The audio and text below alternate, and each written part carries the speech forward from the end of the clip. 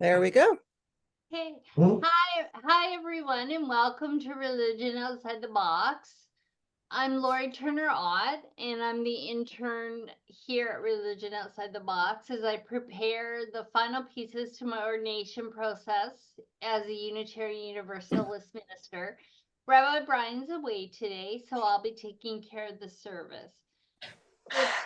The topic we're gonna attack is how do we stop worrying about what others think of us? Marcus Aurelius said many years ago, many thousands of years ago, we all love ourselves more than other people, but I care more about their opinion than our own. So things haven't changed a lot in thousands of years. I have some ideas to present, but I'm most interested in learning from you. This is an area I have difficulty with.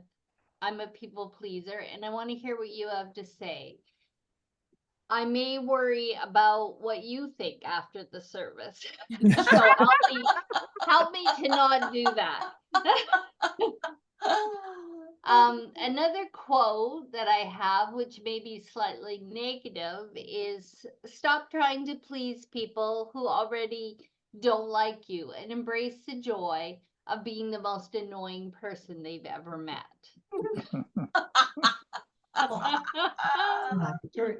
Lori, could you say the Marcus Aurelius one again? I didn't Sure. quite follow it. Sure. We all love ourselves more than other people, but care more about their opinion than our own. Does that make sense? Yeah. Okay. but say that other one again. The other one is, I'll try and put them in the chat later. The other one is stop trying to please people who already don't like you and Yeah. embrace the joy of being the most annoying person they've ever met. Yeah. I don't know who said it, but I put it in the chat, Emily. Oh, Oh, okay. Thanks. Oh, there it is. Yeah, that's good. I'll put the Marcus Aurelius one in later. I've traditionally started the service by outlining the 3 things I learned in the past week. Because I'm doing this service today, I'm going to take a bit of a break and I'm going to ask some of you what you learned in the last week and why it was important. So, do I have any takers? Ray? Great. Yeah. I like pozole. Pozole is a Mexican stew made out of pork and hominy, and it can be very spicy or not very spicy. And you put cabbage and radishes in it after it's cooked when it's served. And it's really, really quite good. And so I bought some in a can and I've eaten it. And then what I learned is don't buy the pozole in the can. That's a good reminder for all of us, Ray.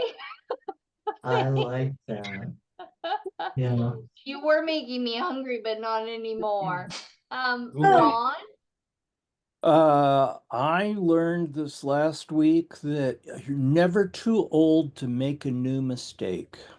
So that's wow. yeah, I gave some advice that if I had thought about it for a few minutes, I would have figured out it was bad advice. And and I don't think there's any permanent damage to it, but it just brings me back to what I remember my friend Dave Asher told me when I was 18. He said, "What I like about you, Ron, is you don't usually make the same mistake twice. But what's really frustrating is you make so damn many new ones." So true. So true. Al? Yeah, for me, I learned this week the importance of looking for support among supportive people. Ooh, that's a That's Yeah, a good there's a 12-step saying, don't go shopping, don't go looking for milk at the hardware store. Right. I just realized the wisdom of that in this last week. Looking for support around a lot of different things, a lot of different issues, and just realizing that I have to look at that, I have to look for that with people who are going to respond in a supportive manner and not go looking at the maybe places that have disappointed me in the past. That's a good one. That's great. It's hard to ask for help, isn't it? Oh yeah, that's Yeah, another good lesson right there, is that it's worth asking for help. yeah, it is. It's worth asking and taking help when it's offered, and it's not easy. Does anybody else have something that they learned that they want to share? Bob? Yes, well, excuse me. I learned that I'm still agile enough to be able to get under the sink to repair or replace a faucet. And was also fortunate to have my son come over and help with it. Wow. Nice. Jack learned that you don't go up on an old ladder with the sawzall on top of it because you get bonked in the head. Oh, anyone else? No, nobody? Okay, so we learned not to buy soup in a can, and that we could do some renovations on under the sink, and to ask for help from supportive people. I think Yeah. that's great. Yes. Meg was talking about what they discussed in deep dive last week, and I thought it would be good to share. Did you forget, Meg? No, of course I wouldn't forget something Oh, like that, okay. Lori. Okay. How could you say that? Because your look on your face was hilarious. All right, then you have to see my t-shirt. I can't. Oh. Oh, okay. Hold it up again, Meg. Hold it up That's again. funny. You got cat. Can't be held responsible What for what my my face face does does. when you talk. Oh, that's That's adorable. I love that. Oh, I have to tell you, Kip and Robin sent me the information to get this t-shirt. And as it's been obvious to many people, my face just, it sends subtitles, whether or not I speak. At Deep Dive last week, the topic of how are you came up. And one of our good friends, Emily, hates to be asked that. So she usually she says fine. But when she says fine, she thinks fucked up, insecure, neurotic, emotionally mixed up. And Deep Dive thought that we should think of good words for fine. And we came up with fantastic, irreplaceable, nourishing, and enduring. So in the future, if you ask one of us from Deep Dive how we are, we will say list 1 or list 2. And you'll have to just take it from there. That's awesome. Thanks, Meg. I thought that was important information to share. When I told Rabbi Brian about the topic that I chose for today, we were sort of thinking along the same lines, and he sent me a chapter from his book on this topic, and I want to read it to you. It's Practice Refusing Gifts from Los Angeles, California in 2011. I picked Nagy up from the porch of his mid-Wilshire home. He's waiting patiently, wearing saffron robes, perennially jolly, just like one expects a Buddhist monk to be. We exit the 110 freeway and wind through to the Lincoln Heights School, where it's my third year teaching. I'm a much better teacher than I used to be. A few sessions with a seasoned third grade teacher taught me magic about classroom management. I learned the biggest secret in education during those sessions. They don't care what you know until they know that you care. I should have known that. After all, no one converts to a religion based on theology. They convert based on somebody being friendly, inviting them to a service where they meet nice people and they think about converting. That's how Sun Moon God and Lubavitch Jews get converts, love bombing potential members, and I'm doing nothing less than the same, beloved. Nagy and I arrive at the base of the hill upon which Los Angeles Leadership Academy sits at the corner of East Avenue 33 and Griffin Street.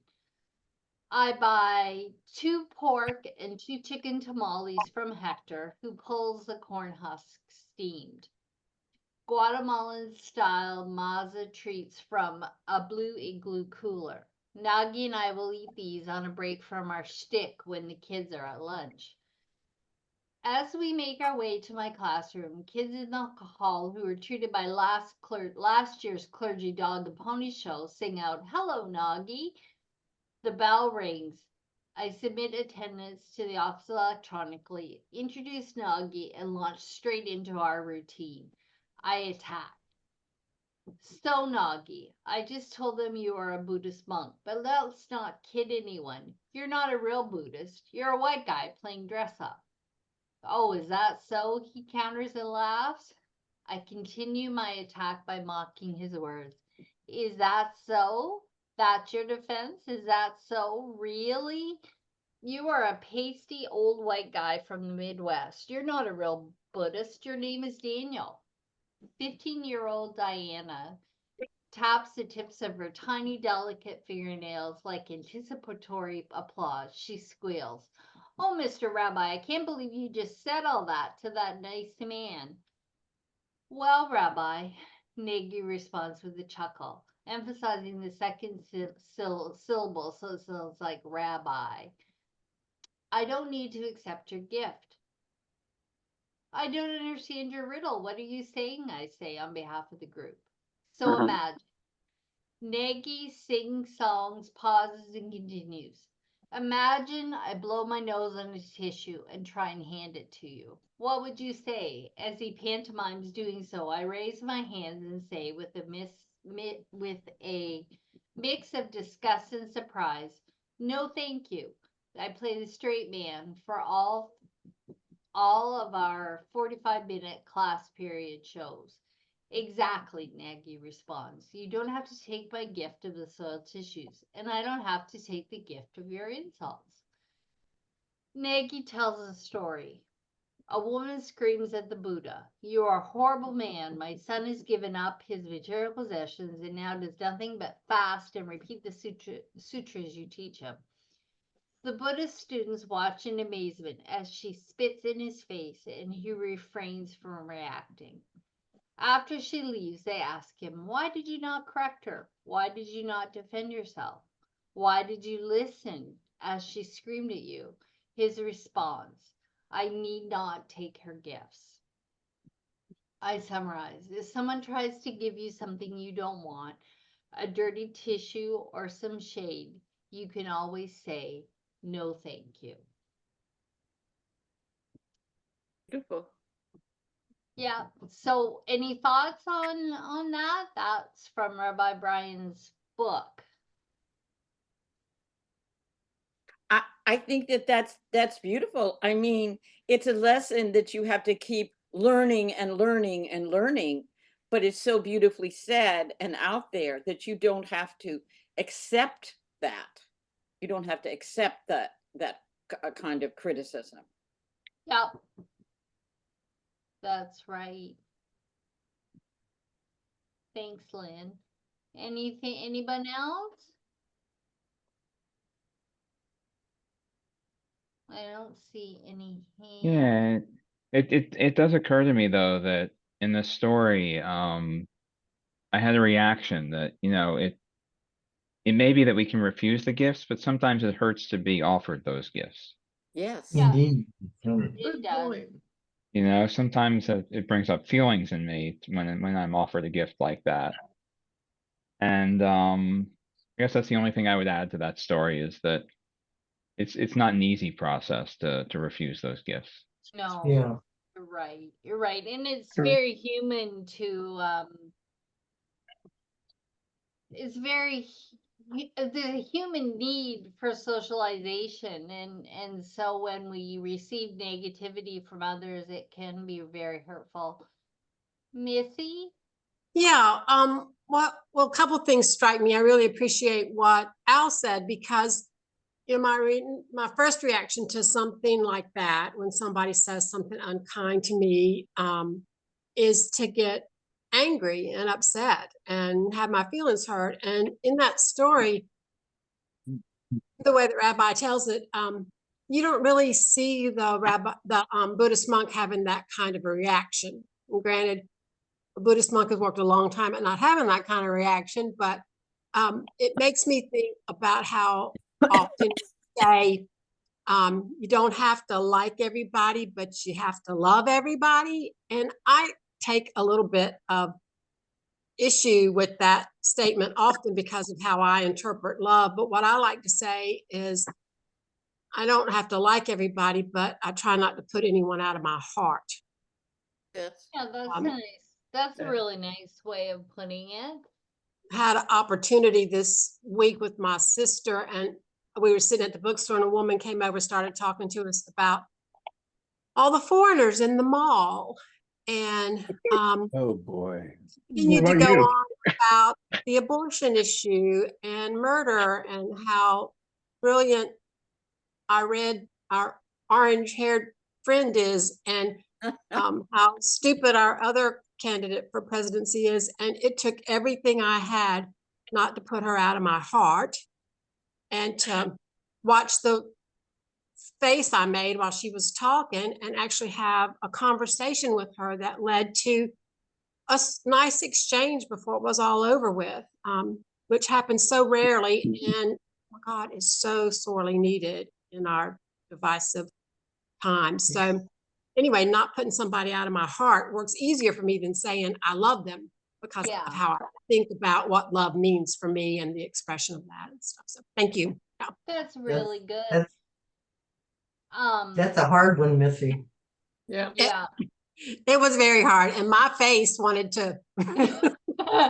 Your face is like Meg's. My Yeah, face wanted to say yeah, things. get Meg's t-shirt. Find out where she got it. We have a gentleman in our congregation that, oh, sorry, is someone else talking? Sorry. It's okay. Okay.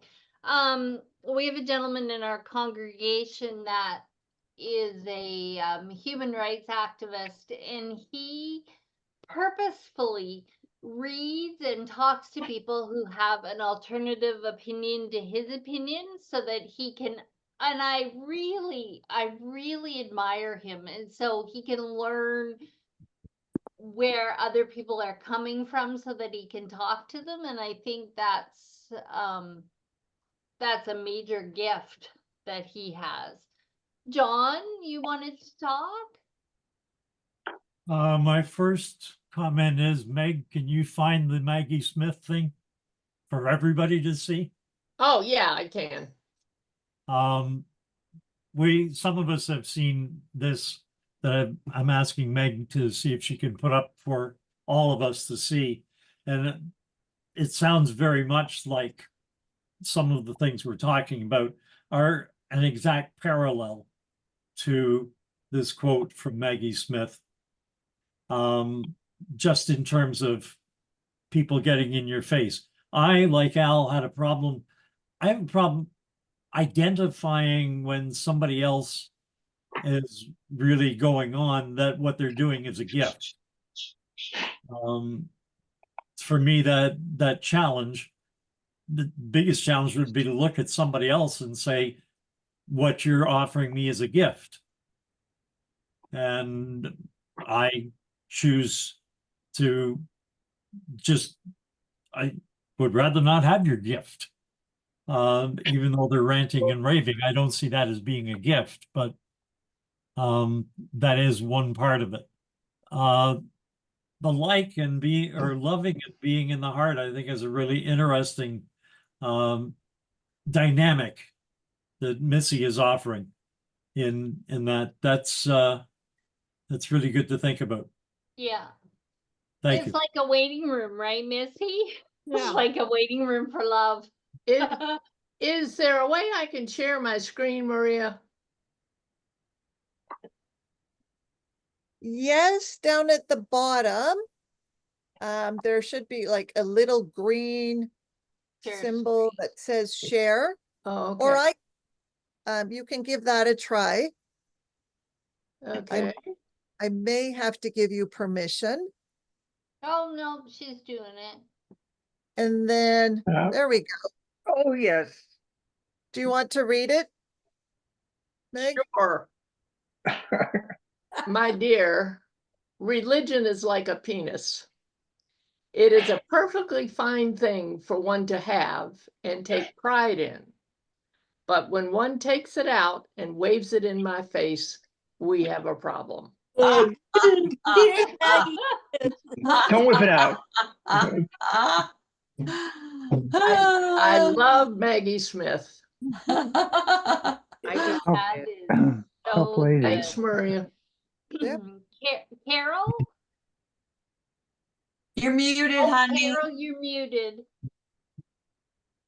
My daughter is part of something called One-on-One, and she is matched with someone who's completely opposite, has completely different views and values. And they are online together for an hour. And she said it really worked well. In fact, when they were done, the person who she spoke to said, "Can we talk again?" Oh, nice. That's that's awesome. great. Yeah. That's awesome. Dan?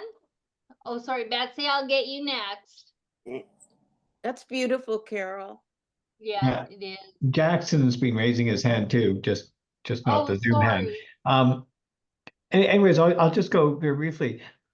I'm wondering whether in this phrasing about accepting a gift, whether the word gift is crucial to understanding it. Like, I actually have an easier time understanding it if I just think of, I don't have to accept your offering. In what regard is it important to think of it as an actual gift? Like a gift in the sense of something that is good or ought to be appreciated or something like that. I don't know. Interested in any feedback. I like that. The word gift in German is poison. Oh, is The word what? Oh, Jack, and then I'll do poison. Kip. Yeah. Everything for me in life is a gift. And the problem I have always had, and it never seems to go away, is I feel I don't deserve it. You feel like And what, at least Jack? it feels like I always feel like I don't deserve it. Oh, that's And good things that has happen. always that has always stayed with me. It's still there, even though I realize on one hand, everything that I receive in life is a gift. That's what I learned from it. Yeah, very true. Very true. Kip? Yeah, sometimes the stories like we heard from Rabbi's book today can feel accusatory to me. Like, if only I could look at it that way, I would be a better person. But I found a perspective that helps me at least, and it kind of vibes back on his spiritual barometer issue. Not that I need to do better in that moment, but it shows me, and it is a gift, because it shows me somewhere that I could improve. that it shows me someplace that I'm not feeling as good about myself as I might, because I do allow it to get in. Yeah, I was thinking of that too. Sometimes constructive criticism can be a gift, right? If it's delivered in such a way that we don't get defensive. But yeah, I was thinking of that as well. I don't know that a dirty Kleenex is a gift. Yes, I totally agree. We can change the word for, because if somebody hands you a dirty Kleenex, it's not a gift. No. So we'll just change the word on that one. I think offering, I think Dan's word of offering would Yeah, work. that's good. I like that a lot. Yeah, I do. Yeah, I me like that a too. lot too. Shirley, I'm gonna take you, and then I'm gonna blab for a little bit before we go into our groups. Oh, thank you. Oh, sorry, Betsy, I forgot you. Just hang on, Shirley. Sorry, Betsy. Go ahead. I'm sorry. Okay, well, before we get too far away from this subject about the dialogue thing, I was thinking of this. There is a group called Braver Angels, which sets up rooms full of people who have opposing political ideas. And I saw last week in my library on the bulletin board, they had a group of Braver Angels that was starting in the Milwaukee area where I am. And I thought there was a special on PBS about a group of people that was, for a half an hour that kind of talked about, what it was like at the beginning, and then how, how they definitely had more tolerant feelings toward each other as human beings and so on. So Yeah, that's I think it's easy to villainize people that aren't that don't agree with us when we haven't met them, but when we meet them and talk to them, it's just harder to make them a villain, right? Mhm. Shirley, go ahead. Sorry. Thank you. I appreciate it. First off, I've missed everybody terribly. I've just been very, very ill and having a daily struggle with a lot of issues. But this topic is perfect for me because I'm learning and growing through my illness how to take in what I can take in and leave out what I can leave out. And I've been praying actually and meditating more that I can see God in everybody or light in everybody. That doesn't mean I have to accept them being around me. And that's what I'm learning, is that I can actually, bless somebody, not wish them harm. But there are people that have hurt me and said hateful things, and it's very challenging, I think, to try to own that. So right now, what I'm doing is staying in the moment and being with right now. And if I have friends also that, have political views that are quite different and of that nature. And it is hard. It's very difficult, yet we can look at them and say, what good do I see? Like what you shared. I love that we can accept that we are different and wish them well and hope. I mean, of course, for me, I'm right. And so I hope that they, get to some truth, but it's my truth, not theirs. And that's what's hard to do, is to let go of being right or wrong about an issue. I think that like I said, I've been growing and hanging out. I've been in isolation, and I can't walk. I'm really suffering quite a bit right now. Now I have torn tendons and a hamstring and a knee that popped, and I've had treatments that have caused like a snowball effect on things that are going wrong. And so anyway, Oh, It's a lot. Thanks. It is a lot. Thanks, And Shirley. I'm I'm sorry. I'm here. I'm glad to see everybody. Anyway, I think that letting go of it being, loving people from afar, if you want it, is sometimes what's necessary. Yeah, thank you, and thank you for sharing, and I'm glad you're back. I don't know you from before because I've only been here for a few weeks, but it's really nice that you're back, and I'm sorry that you've had so much illness. Appreciate the Yeah. appreciate your honesty and vulnerability. If it's okay, I see that there's still a few hands. We're gonna go into groups, and then we're gonna share our ideas. If it's all right, I'm gonna go ahead. So there's indicators. This is from a few articles and things I've been reading all week, and these are the things that rang true for me. And so there's a few things that show that that the opinions of others might be harmful to your mental health. And if you change yourself in response to criticism, regardless to who it comes from, you let other people make decisions for you. You don't set or maintain boundaries. You hold your tongue if your opinion differs from anybody else's. And your peace of mind relies on approval from others. You're constantly apologizing, even when you did nothing wrong. That's for us Canadians, because we apologize all the time. And you rarely say no.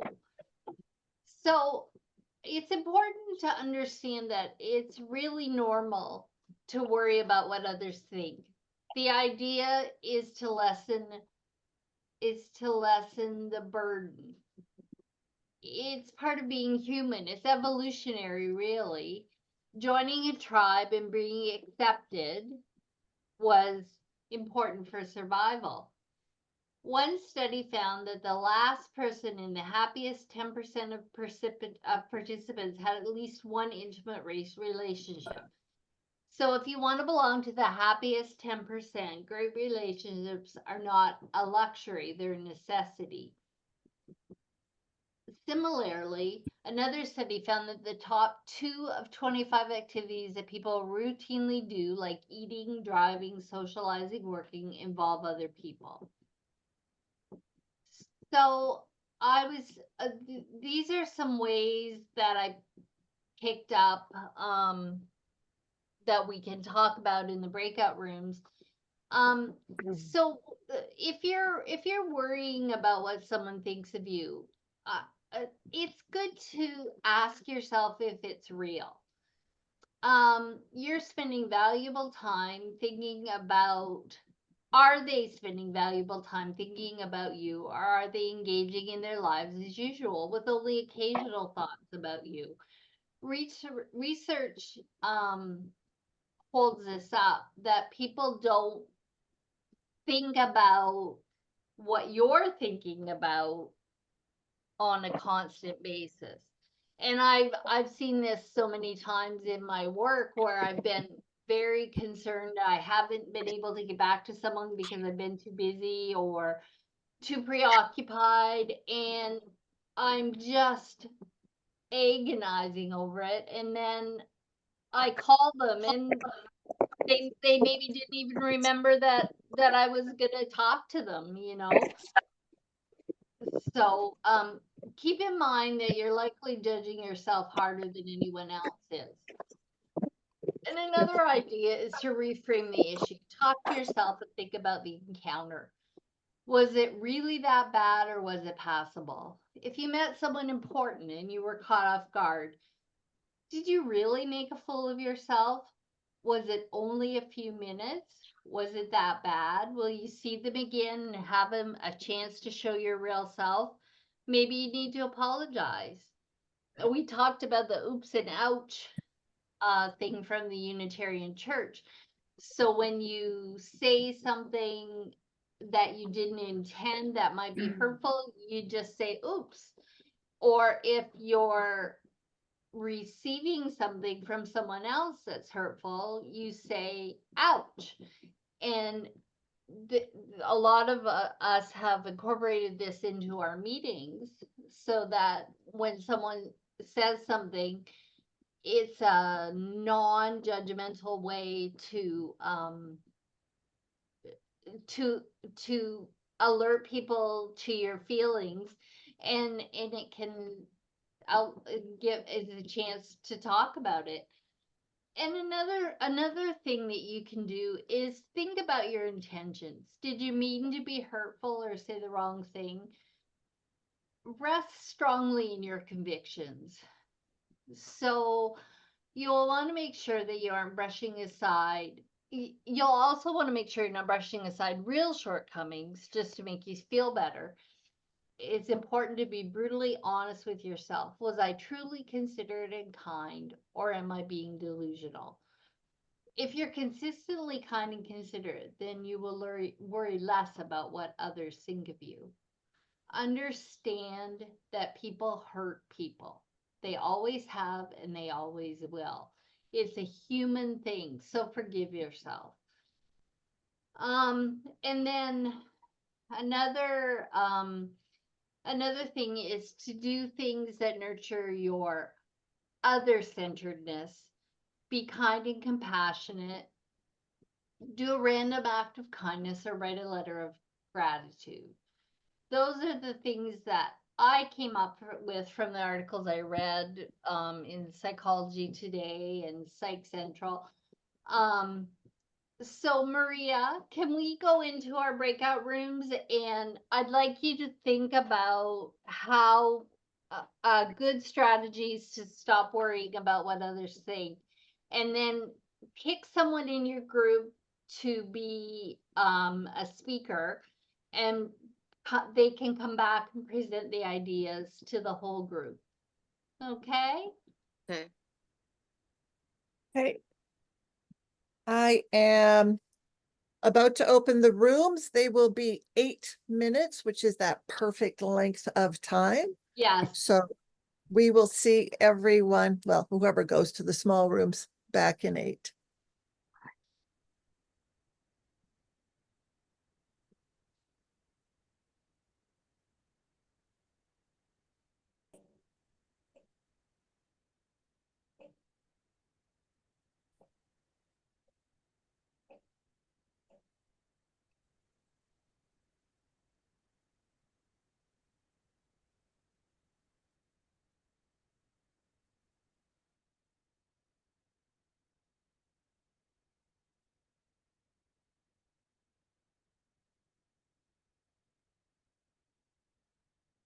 All right, I guess it's us. So, oh, I got to start my timer.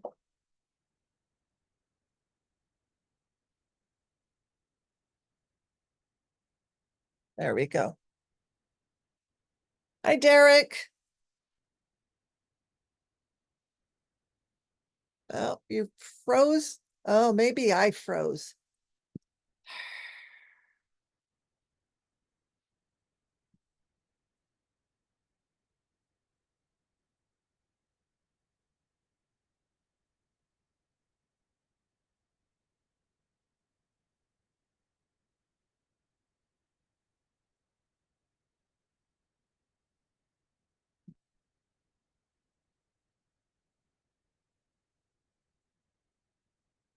Since I can close them, Derek is frozen. I'm guessing I'm frozen.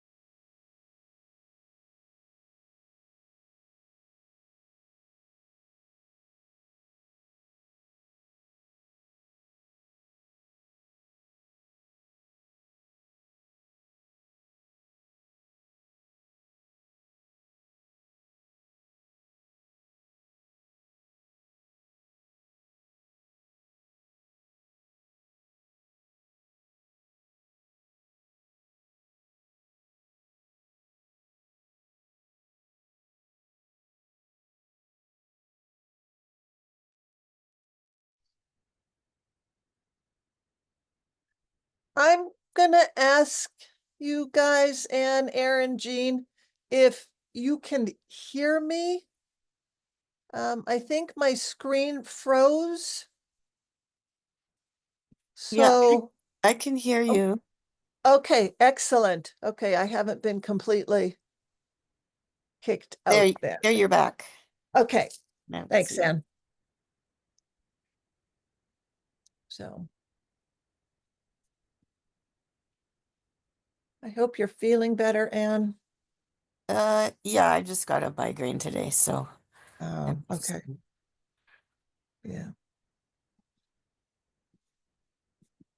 And you can't take anything, right? No, Yeah. no, I do have one med that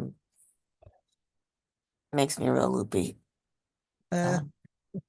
No, I just got back from a business trip, Okay. so it's caught up with me. Yeah, yeah, right.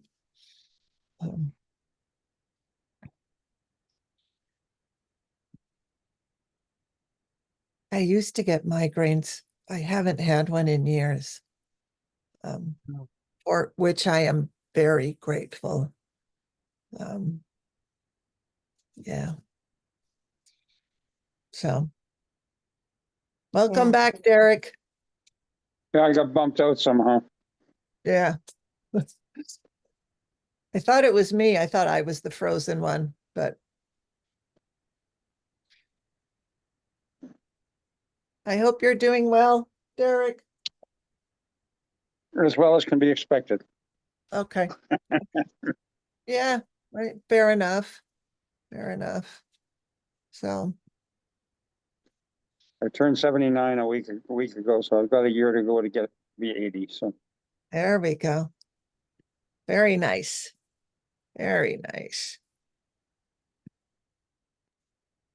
I'm surprised I lived past 20. So Really? You've done really good. yeah, I've been living on the edge all my life. Yeah, there we go. There we go. Like that. It's worked. It's worked. Is this one of the small groups I'm in, or are we? We're in the main room. Okay. Well, it knocked me out, and now it's not telling me to go to the small groups. So Did you want to be go okay. to one? Or I was trying, but it's getting too late now. It's been more than 5 minutes. So yes, it has. But if anybody here has strategies on how to deal with when somebody says something hurtful, or when it's hard to let go of the opinions of others. For me, it's terribly yeah, it hard. is.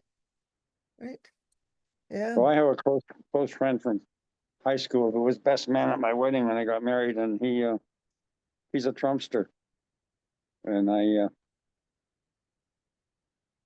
have called him a couple times to say just how you doing, and he gives me a very brief answer and says he'll call me back, and then doesn't. So And then doesn't. I don't think that has anything to do with the Trump thing, but I don't want to talk to him about politics. I just want to find out how he's doing. Right. Right. Yeah. Yeah. So So that's difficult. yeah. Yeah. Right.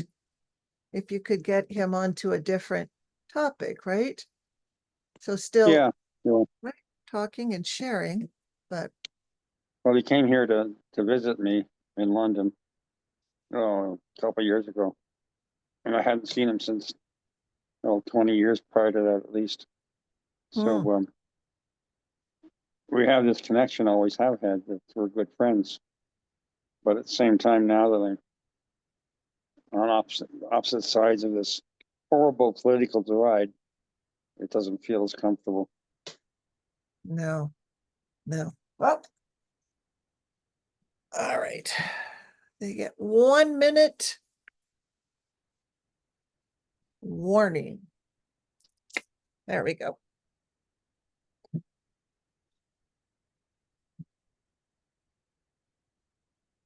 You know, that's happened to other people too, right? They were friends for a long time.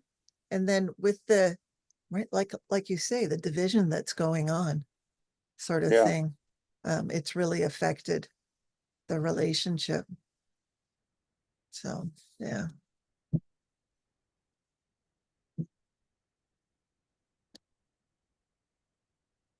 I mean, I have enough close friends that I can afford to lose one, but you still don't feel happy about it. Right. Yeah. Yeah. Yeah. So,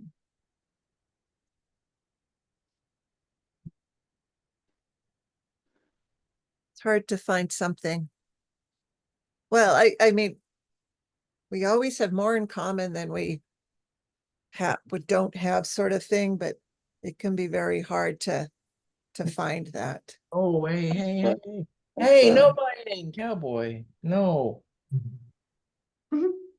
Okay, I realized that in our group, we didn't pick a person to speak, but did anybody want to share anything? They didn't listen to your instructions. Well, I didn't listen to my instructions. It looks like Candace does. Shirley Well, had her hand up. Oh, Okay. yeah, Shirley, go ahead. Well, Ron and Rita chose me, and I went, oh, great. But we had a wonderful, wonderful interchange about the differences of how we look at God, how we look at our lives. And it was really quite interesting to get to where the difference of, we have different ways of looking at life through our own experiences. And we talked about that. And the fact that it can all be accurate. I mean, if that makes any sense, it's like everything is possible. It's all possible if we keep our minds open to, is reincarnation a possibility? Is there some big deity up there deciding our fate? That's possible. Or, you know, it's just, and we mentioned how, you know, Rabbi Brian has said that we get to respond to life, how we respond to it. And looking for our joy is on us. Oh, that's great. Did I sum it up, guys? Was that what we talked that about? was fine. Yeah, it sounded good. Candace? Well, I don't think we collectively went into as much wonderful detail as Shirley's group did, but I think it can be summed up. Each of our attitudes was, if you remember David Letterman in his early days, he used to say, "It's Thursday night, and frankly, folks, we just don't care." And What she somebody else also thinks of me said is none of my something about, business. Oh, yeah. sorry, Ray. Go ahead. Were you talking, Derek? No, it's Ray. It was me.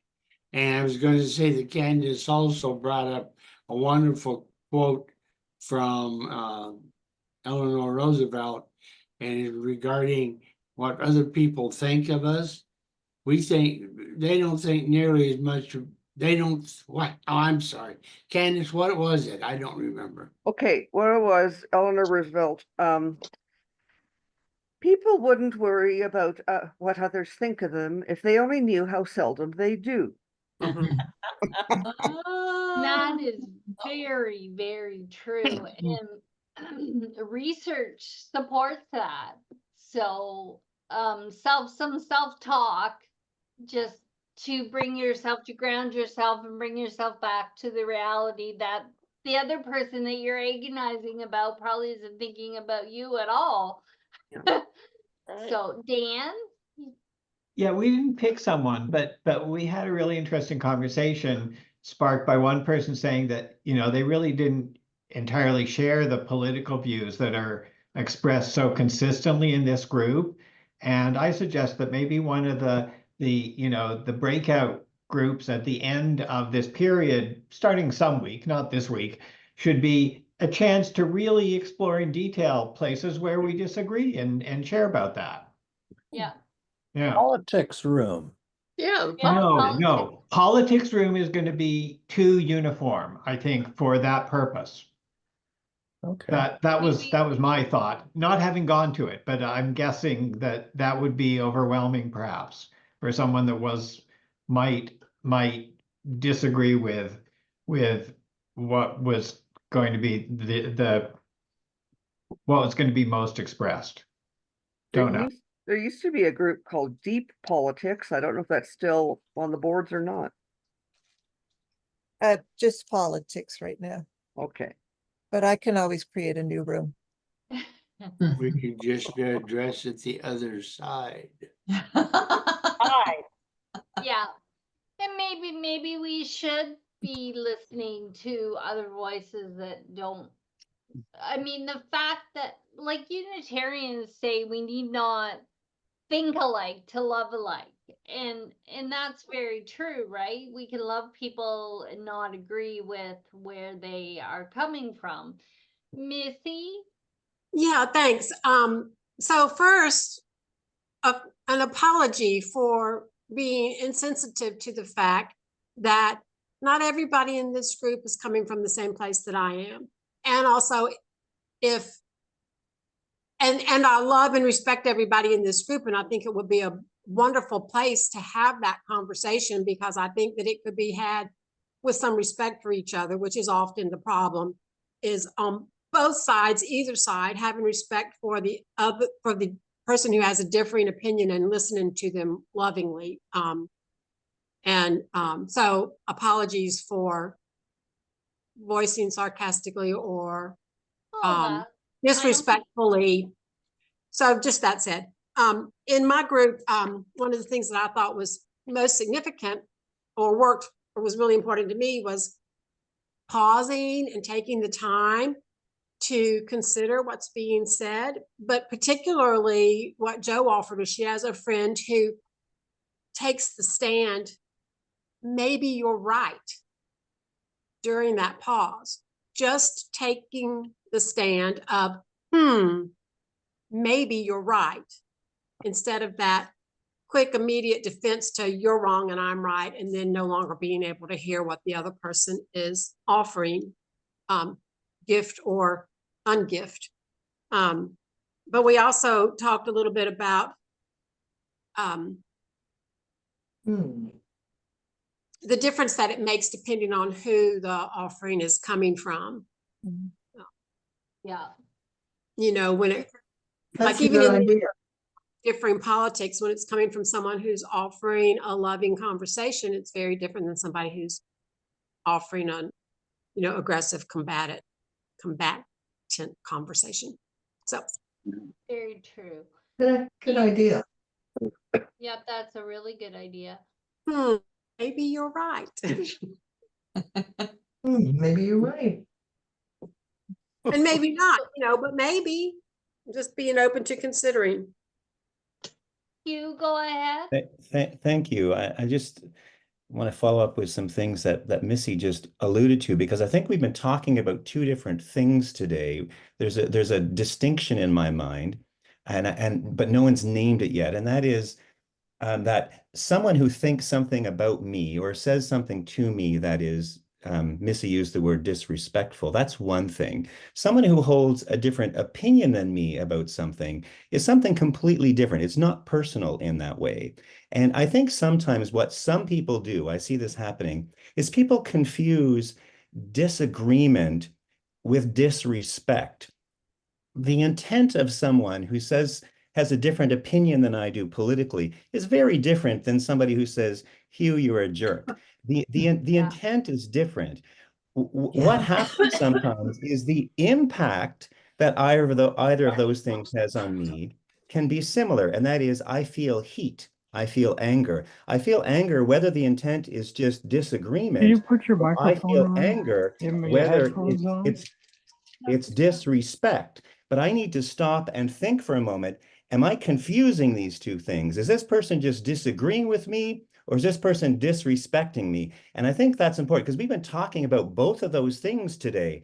when people think things about me, or someone just has a different opinion. And I think those things need to be clearly separated in our minds. Thank you for That's- letting me speak. That's very good. Thank you. Thank you. Bob, this will be the last one before Maria reads the prayer list. Go ahead, Bob. Yeah, I think that there's a lot of different reasons why people go into a conversation. One would be to learn, one would be to try to express a point of view. A lot of different reasons in terms of going into that. And the key to success in that is the concept of respect. And so that we can respectfully go into a conversation without trying to force our opinion or to learn or whatever. And there's a conversation is our means of interacting. That's great. Thanks, Bob. Okay, Maria, do you want to do the prayer list? I will. These are the people to whom we are sending light and love. Jane, Sheridan H., Ann M., Shirley W., Ken and Joe, Judy Love and her family, Rich and Meg, Cindy M. in spirit, Lorena, David, Yuval, and Becca, Horatio Meyer, Greg, Addie and the Blondfield family, Jack, Betsy, Becky, Maggie, Cam, and Corbin, Cullen and Seth, Sander and Amethyst, Sue and Marvin, Candace's ill family member, Vicky, and those affected by Storm Helene, particularly West North Carolina and Eastern Tennessee. If there is another person in our community to whom we can offer light and love, please put their name in the chat and I will add them to the list. And for the people who aren't named, but who are in our thoughts, we send them light and love as well. Thanks, Maria. Let's take about a minute. I don't have Rabbi Brian's handy dandy timer, but we'll take about a minute. Think about these people and send them light and love, as Maria said.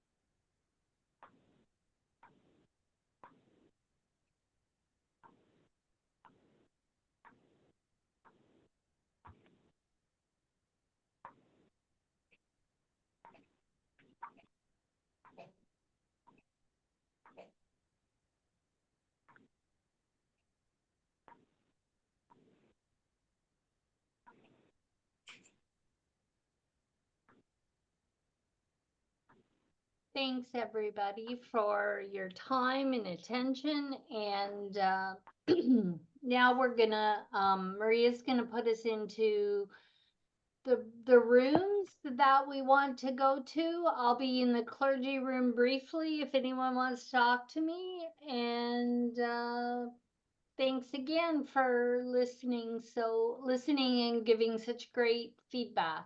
And thank you, Lori. You did a great job. Oh, thanks. Thank you, Lori. Thank you, Lori. Was an interesting topic.